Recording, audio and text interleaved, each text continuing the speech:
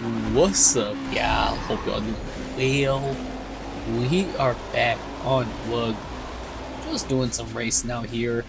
We got Integra versus this Exige Cup 260. This is a car that doesn't really show up in lobbies too much. Usually, if any of these little Lotuses pull up, it's almost exclusively the Exige S. Now the Exige S came out,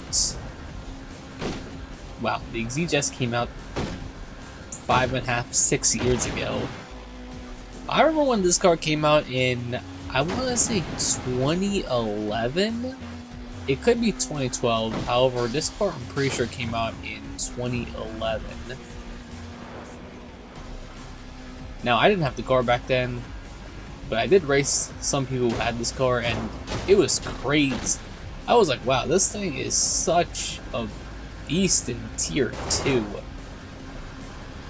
Now, when I drove it in World Online PL back in 2018, comparing it to the Elise, I was a little shocked that this car didn't have that magnet-like go-kart handling the Elise had. So I wasn't really too much of a fan of this thing. And when the Exige S came out, that was such a game changer because that car, man, it was such a weird car in the sense that it had a steering delay, but the moment you turned, it just turned all the way in. It was such a weird car to handle. It was very unrealistic. I mean, calling handling unrealistic in a game like this makes no sense. But that car really defied physics. With the retunes, it seems that this car more or less feels the same. It is nice and grippy, but as you can see, it has no power whatsoever. We had such a big lead over the Integra.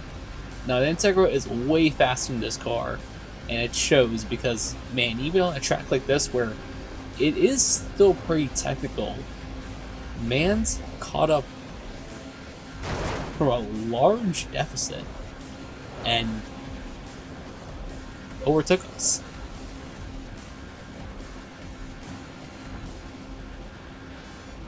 This car is just honestly too slow in this class. We're talking about B class over here. If it was a C car, this would have been nice. However, it really is a cruiser.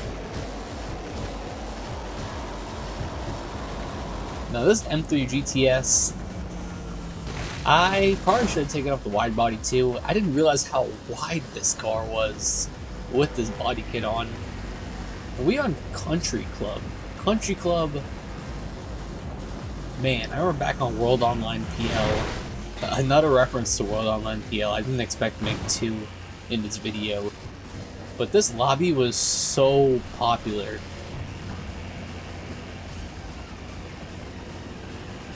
I don't know why. It was this and Campus Interchange. These two tracks. People were always just racing here for some odd reason. Now that Shelby over there, that's a pretty rare car to see here. Senator GTS it's a fine car.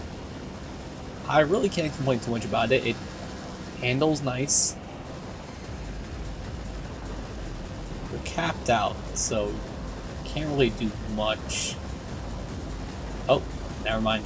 We are not capped out yet, but we're only capping at 215. And if you remember that Charger from last week, that thing went 228. That went 220 something, and that wasn't even fully maxed out at A class.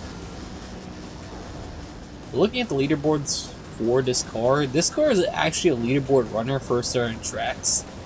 Definitely not for this one.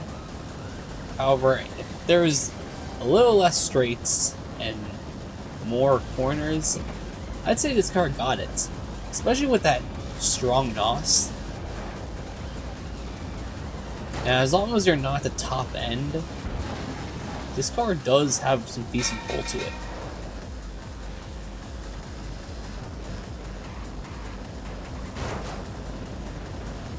Yeah, we're just getting dusted by the Shelby over there. Just going on a nice little cruise.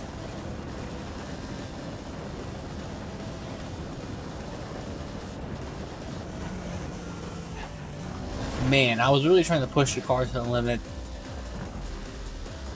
but couldn't get it done.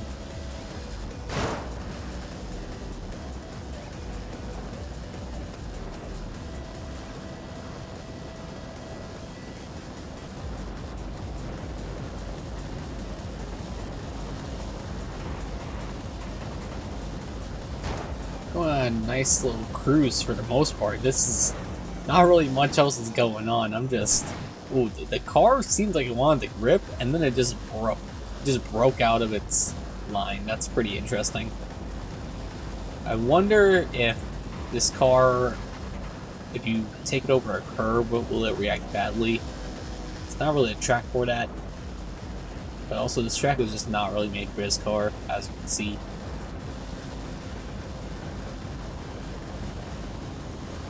I do remember back in the day when Capris used to just spam NOS all throughout. I don't know why the Capri was so used in the early days of Soapbox. Those cars, man.